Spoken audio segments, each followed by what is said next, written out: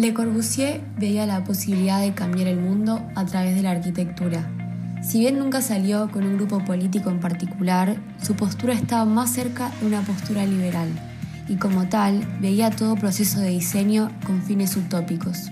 Esta actitud le permitió contribuir de una forma significativa a la historia de la arquitectura. Se encuentra entre las figuras más influyentes de la arquitectura moderna y es quizás una de las más divisivas. Ha sido alabado por la calidad escultórica de sus espacios de vida de forma libre y vilipendiado por preparar el escenario para los bloques de viviendas sociales de hormigón que se levantaron en los años de la posguerra.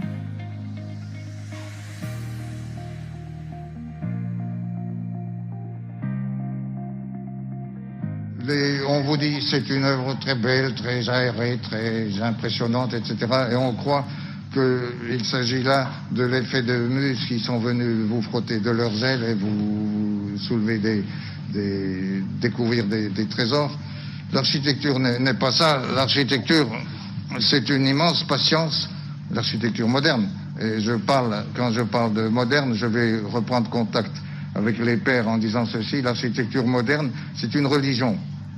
En dehors des autres, si vous voulez, mais qui a pour effet d'exiger la présence et l'action de gens totalement désintéressés et accessibles à l'ineffable de la recherche. J'ai employé le mot d'ineffable, eh bien, ceci peut convenir pour un couvent, peut convenir pour une maison. Le Corbusier se destaca entre los grandes arquitectos del siglo XX, por la aportación que hizo de sus teorías arquitectónicas y la aplicación en sus obras de los principios que él formuló. A continuación recordaremos algunos de sus conceptos que reflejan sus ideas. Le Corbusier fue decisivo en la creación del estilo internacional. Se trataba de un movimiento definido por formas, interiores abiertos y estructuras.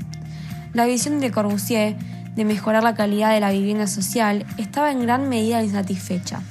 La Cité Radisson de Marsella, construida en 1952, es uno de los pocos edificios que se acerca de su concepto de unité de habitación.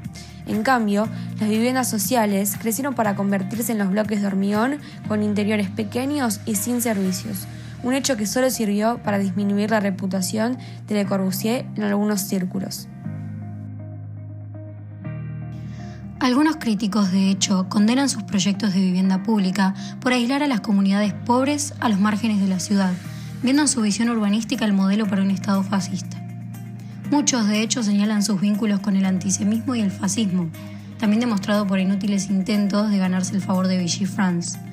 El tema de debate adicional es la indiferencia del arquitecto hacia los sitios culturales preexistentes y a la falta de referencia a las tradiciones locales, especialmente ejemplificada en el diseño de Palacio de Justicia, la Secretaría y el Palacio de la Asamblea en Chandigarh. En palabras del historiador de arquitectura Jean-Louis Cohen, Le Corbusier refleja todos los problemas de la tentación del siglo XX de una reforma radical. Es alguien que pensó que la reforma, el cambio social, solo podía ser hecho por una autoridad. Pero también agregó, es por eso que Le Corbusier es interesante, por sus propias pasiones y la forma en que cruza las pasiones del siglo. Je subis les effets c'est de la télévision, votre affaire. Bon, si vos spectateurs sont satisfaits à voir ma binette, c'est qu'ils n'ont pas de grands besoins. Moi, je suis comme ça, puis voilà. Et je suis ici pour subir les nécessités de ce que vous voudrez. Je n'ai pas d'opinion. Je n'ai pas d'opinion. Tout ça m'empoisonne terriblement, voyez-vous. Je regrette infiniment.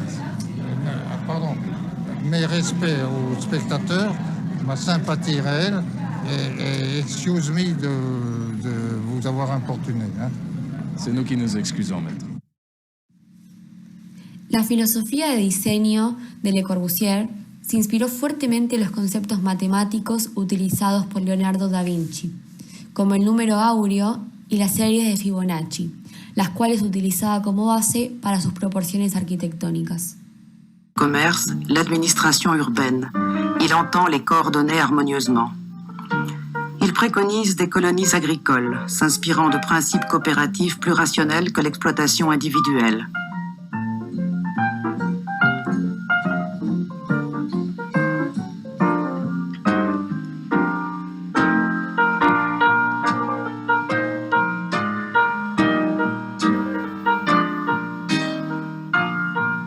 Les fabriques ne devront plus être posées au hasard du terrain, entre des maisons locatives, mais le long d'importantes artères, de lignes ferroviaires ou de cours d'eau.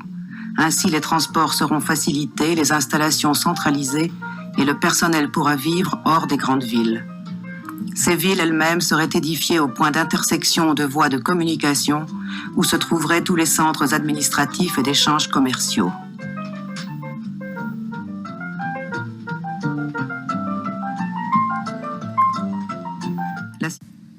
Desde los años 30, el arquitecto ha pensado en las proporciones ideales. Él define un sistema basado en el número áureo, cuya unidad básica es el cuerpo humano. Incluso tiene un nombre a su estándar ideal de la arquitectura moderna, el modulor. Mide 1,82 m y su mano levantada alcanza los 2,26 m. Estas proporciones serían universales.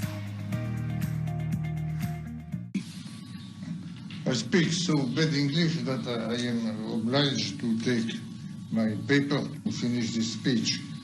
I am a young man of 71 years old. I am a visual man, a man working with eyes and hands, animated by plastic manifestations.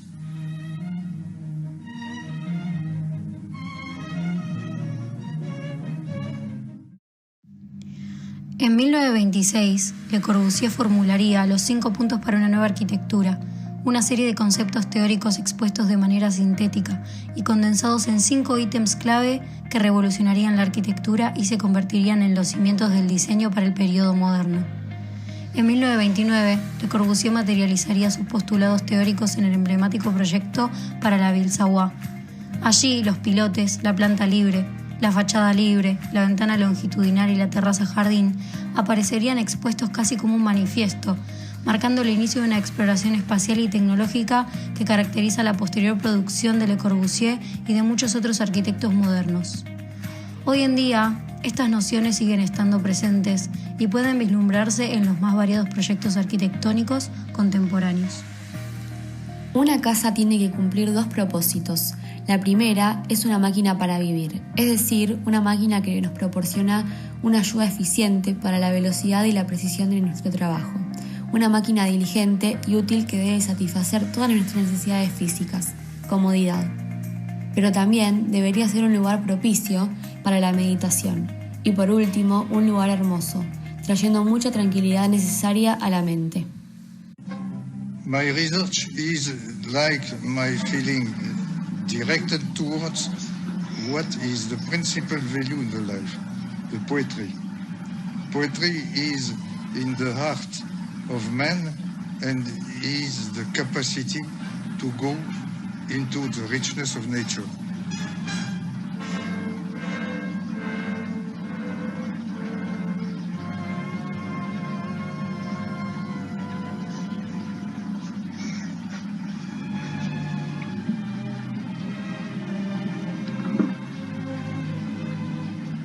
Le Corbusier's most poetic vision, which has inspired architects for 3 generations, was the concept he calls the Ville radieuse, a vision of an... Le Corbusier y el trabajo de la luz tuvo un sentido compositivo, cuyas reglas pueden verse tanto en el uso de la luz natural como de la artificial. La importancia que este arquitecto daba a la colocación de focos de iluminación artificial, vanos, ventanas y componentes de fachada se combinaban con el uso de ampolletas desnudas que caracterizan recintos y detalles. Se trata de un vacío iluminado que funciona por el equilibrio que le dan las penumbras colidantes, una composición en base a la luz, pero también una secuencia que parte en la calle, continúa por un espacio pequeño y termina en un vacío donde, según Le Corbusier, uno se siente fascinado, pierde el sentido de la escala común.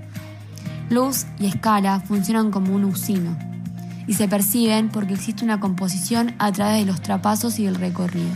Según explicó, estando en el interior, se dimensiona el exterior. La ciudad comenzó a requerir fachadas más abiertas para rentabilizar el interior de los edificios, forzando la ventana vertical a su máxima proximidad, planteando un problema que solo las estructuras porticadas de acero y hormigón pudieron resolver con la ventana longitudinal y la fachada completamente vidriada. Para entender el cambio producido por la ventana horizontal, Le Corbusier presentó un esquema que compara las zonas de iluminación producidas por la misma superficie vidriada, dispuesta en 2 ventanas verticales y una horizontal de pared a pared. Objetos, luz y paisaje comparten un escenario que se arma con un contrapunto que pone en valor a los mismos objetos cotidianos. De esta manera, la iluminación natural remarca una composición que se basa en el contrapunto entre objeto y paisaje, un contraste que lleva al uso de la luz natural a las bases de su pensamiento estético, la relación entre los objetos manufacturados y la naturaleza rectora de la acción humana. Ronchamp es un ejemplo de una integración arte-arquitectura. Es una arquitectura escultórica en completa armonía con el paisaje, forma y expresión.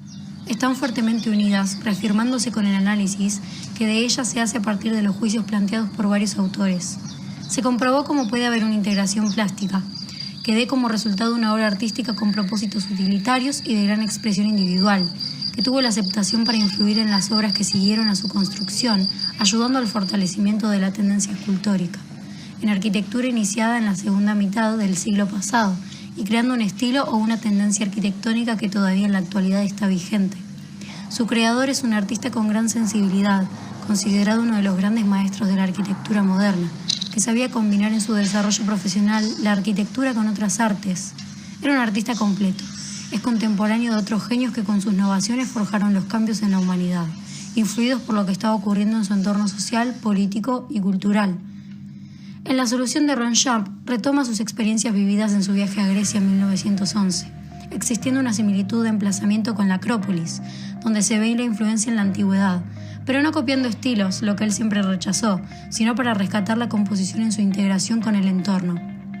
Con este ejemplo se aprecia cómo esa capacidad de análisis, al observar la naturaleza desde la infancia, de cómo el porqué de la formación adquirida a través de sus viajes se ve reflejada en sus innumerables bocetos, que era su forma de expresar sus ideas y su gran sensibilidad plástica. L'église, c'est la surprise. J'ai fait celle de Ronchamp, qui a un peu stupéfait les gens, les amis et les critiques, mais qui est devenu un lieu de pèlerinage mondial actuellement. Et on y vient de tous côtés. Et l'Arbrel est en train de faire la même chose. Des visiteurs viennent de tous côtés pour voir quelque chose qui les anime, et qui les satisfait.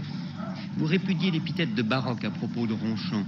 Est-ce que vous êtes dans le même esprit? C'est une étiquette que j'abomine, si je peux m'exprimer ainsi. J'ai horreur de ça. Je n'ai rien de baroque. Mon travail est tellement conditionné par une addition incessante et régulière vers l'emploi des ressources humaines et architecturales, les deux choses conjuguées. D'une part, je l'ai dit, la géométrie, la mathématique, et d'autre part, la sensibilité humaine. Alors, c'est ce qui m'a permis de faire pour l'Église une chose qui, à l'exécution, apparaît comme valable, puisque cette Église qui a 50 était entièrement nue, vide totalement, et on avait demandé de faire des volumes acoustiques, enfin des attributs superflus. J'ai tout enlevé, c'est le branchage lyonnais dans toute sa nudité, sa avec le coffrage apparent. Avec le coffrage apparent de béton brut. Et bien, je crois que là-dedans, il est possible, le lieu sacré qui est l'autel, n'est-ce pas, lequel n'est pas encore installé, mais provisoirement seulement, ce lieu est un lieu mathématique de la composition, et je crois que la distribution de la lumière, et la circulation, la démarche, l'éloquence des proportions, en fait un lieu de méditation. Géométrie de la prière. Oui, la géométrie de l'ineffable, conduisant à l'ineffable. C'est un sentiment qui apparaît idiot, mais c'est celui qui me relie, si vous voulez, avec les pères de la Tourette, n'est-ce pas, et qui me relie avec les pèlerins innombrables, et soit humbles paysans de toute la région des Vosges, n'est-ce pas, ou les pèlerins venus de tous les côtés du monde qui viennent trouver un lieu de prière. La arquitectura sustentable surge como un modo de concebir el diseño arquitectónico de manera sostenible, buscando minimizar el impacto ambiental sobre el medio ambiente y la comunidad. Si bien esto comenzó a surgir y a tomarse en cuenta alrededor del año 1985, se podrían observar ciertos conceptos como la planta baja libre que acoplaba el paisaje con la convivencia en el interior y lograba que la armonía entre el interior y exterior se atenuara. They should not live, they work where they should not work. The actual problem is to find again the condition of nature. And the answer is the major problem of today and tomorrow, the proper occupation of the land.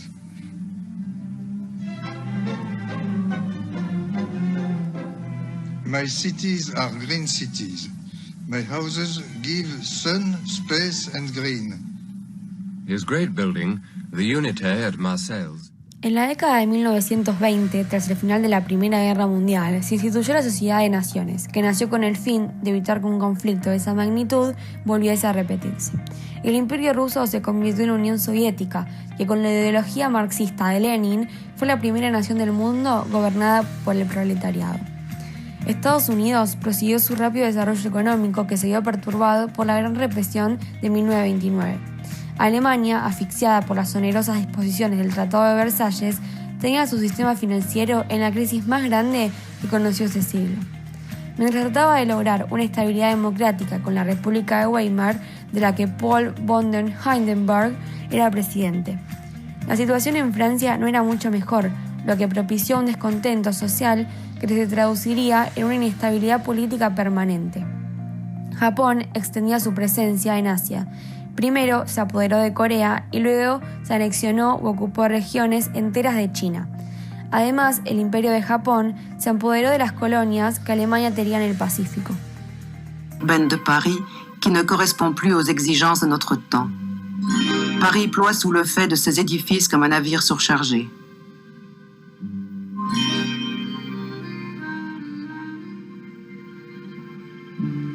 Partout, des encombrements de circulation. Sa vie durant, Le Corbusier s'est attaqué à l'étude de cette réforme urbaine de la capitale française. En 1927, il réclame le percement de larges artères. En 1937, il dresse un plan où des immeubles neufs ont pris la place des taudis. Puis il suggère l'aménagement d'une avenue parallèle aux Champs-Élysées.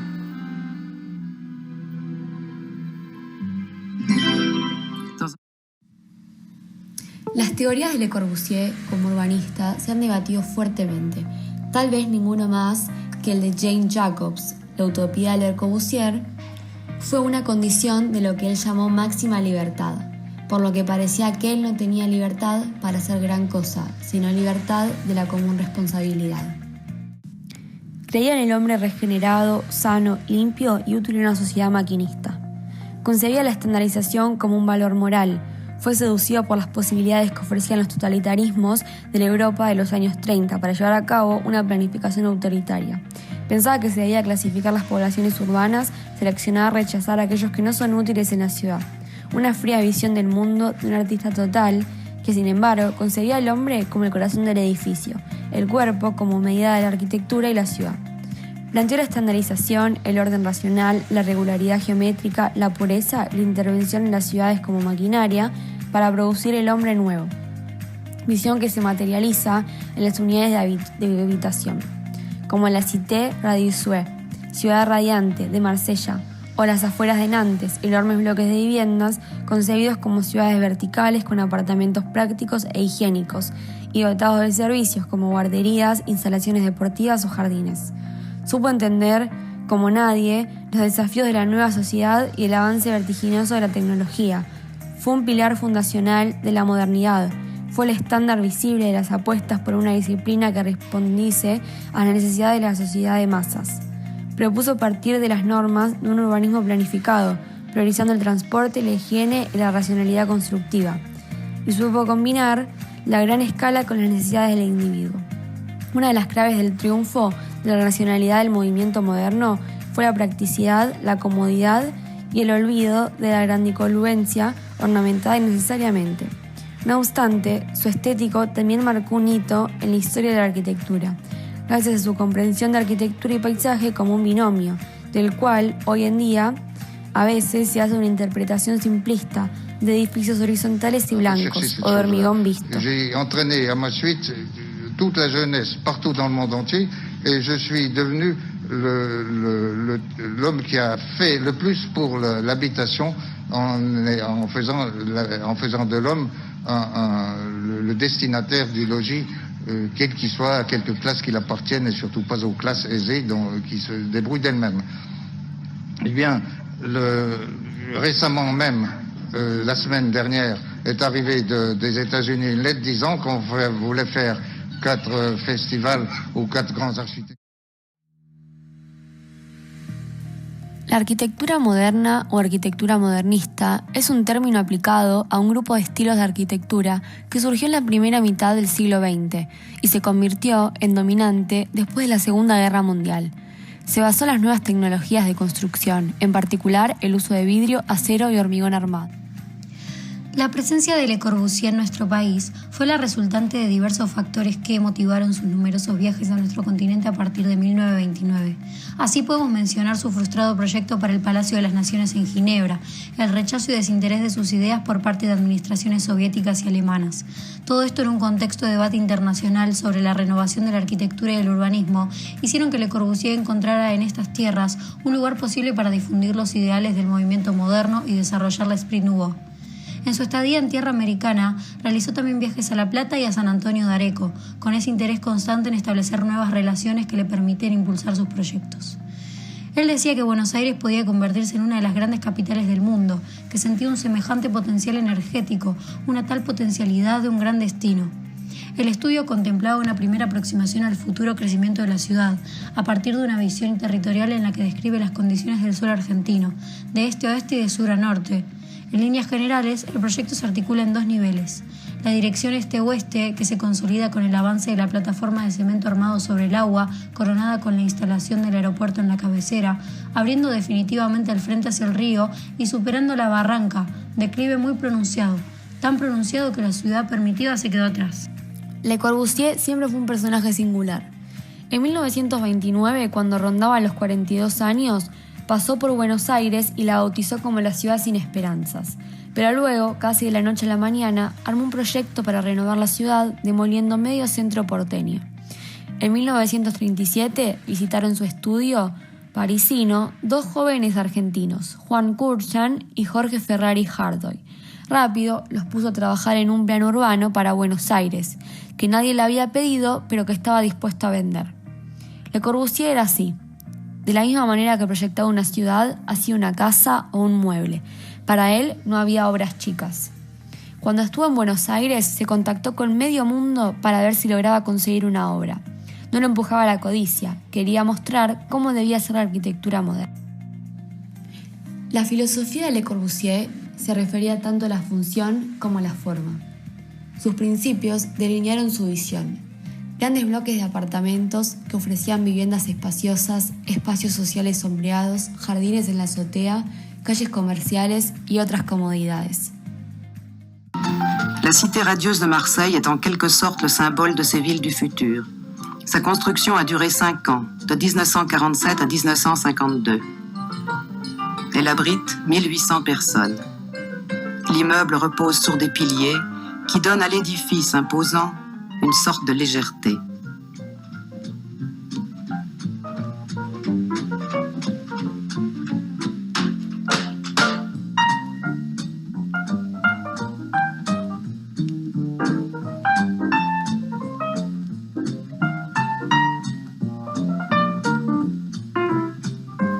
Cet immeuble de 337 appartements est construit suivant le principe du bouteiller.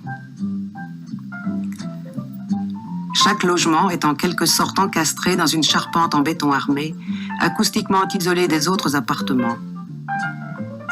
Ceux-ci se répartissent sur 2 étages, irrégulièrement disposés les uns par rapport aux autres.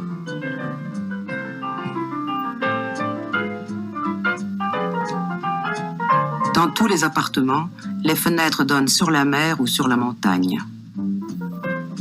Tout a été minutieusement conçu à la mesure et aux besoins de l'homme.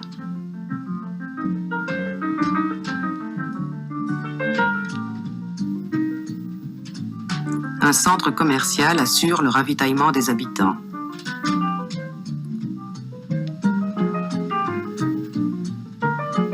Une puissante centrale permet la ventilation de tout l'immeuble.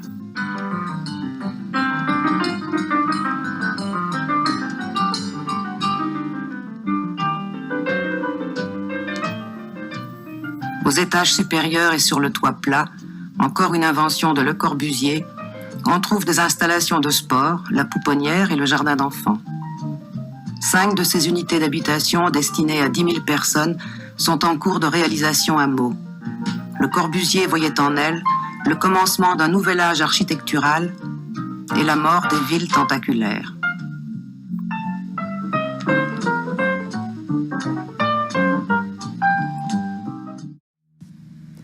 Gran parte de su trabajo se centró en cómo la buena arquitectura también puede afectar los paisajes sociales.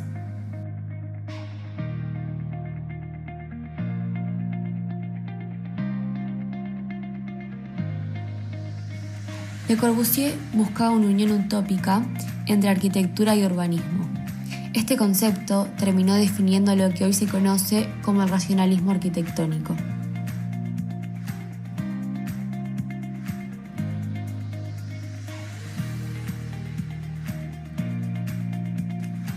Le ofreció al mundo una nueva visión moderna de la vivienda donde tecnología y maquinaria se incorporaban y se adaptaban en los hogares.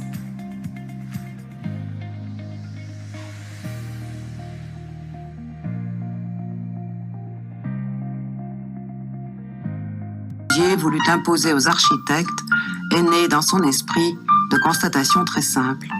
L'arc que décrit le soleil dans le ciel doit décider de la situation et de la forme de la maison. D'ailleurs, dans toutes ses réalisations, il s'efforcera toujours davantage de faire pénétrer la lumière à l'intérieur des habitations.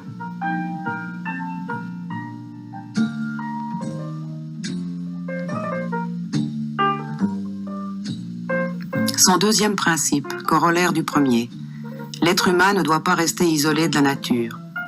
S'il faut donc tenir compte du soleil, de l'espace, il ne faut pas oublier la végétation.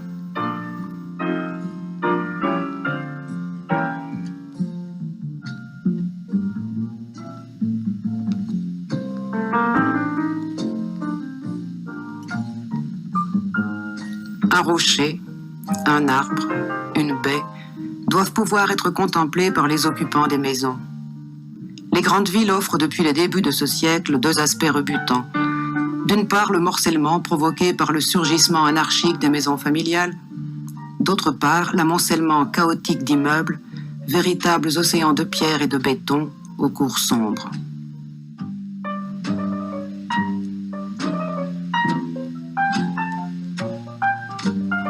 Pour réhumaniser les villes, Le Corbusier propose l'habitation au soleil, entourée d'un minimum de voies de communication. À la place d'immeubles accolés les uns aux autres, des espaces verts. Le regard doit pouvoir se perdre au loin, au lieu d'aboutir dans la salle de bain du voisin. El primer diseño que realizó Le Corbusier, conjuntamente con otros diseñadores, fue la silla LS1, que fue presentada en 1928. Esta silla tenía un respaldo ajustable en la altura que permitía al usuario elegir la postura más cómoda. Además, debemos reseñar el diseño de taburet y sillas de comedor, como la LS7, que fue presentada en el Salón de Otoño de 1929, o la banqueta LS8, denominada Otamana.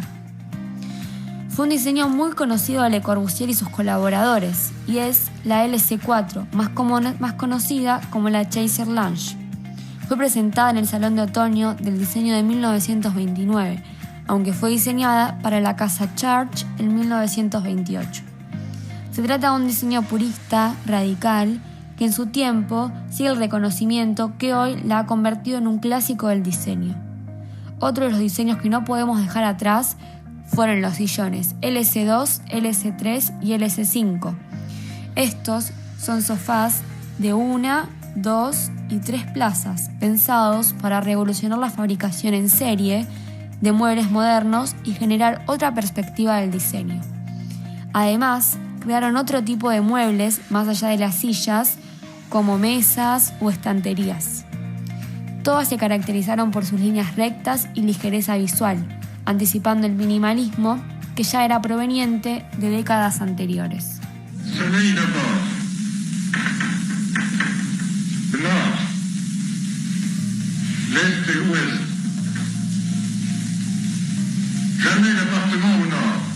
Des appartements au sud, à l'est, à l'ouest, au sud, à l'est, à l'ouest, au sud, à l'est et à l'ouest, à l'est et à l'ouest. Puis le problème apporté à la solution de l'automobile, séparation absolue du piéton et de l'automobile. Voici les portes des maisons, sont distantes de 200 mètres l'une de l'autre. Puis voici les autostrades pour les voitures automobiles à grande vitesse. Elles sont indépendantes de la situation des maisons. Puis des terrains de sport, un stade, une piscine, des terrains de tennis, de basketball. Puis les chemins des piétons. Les piétons ont des chemins rapides qui passent à travers et au-dessous des maisons, des chemins de promenade, puis des parcs plantés autour des chemins, autour des stades, autour des terrains de tennis et de football, et ainsi la ville se couvre de verdure. C'est une ville verte construite à 12% de surface bâtie et à 88% de parcs. Je place un homme sur son plancher. Je place un plafond, une surface de verre au-devant de lui, le pont de verre des immeubles modernes. L'œil de cet homme. Je place le soleil.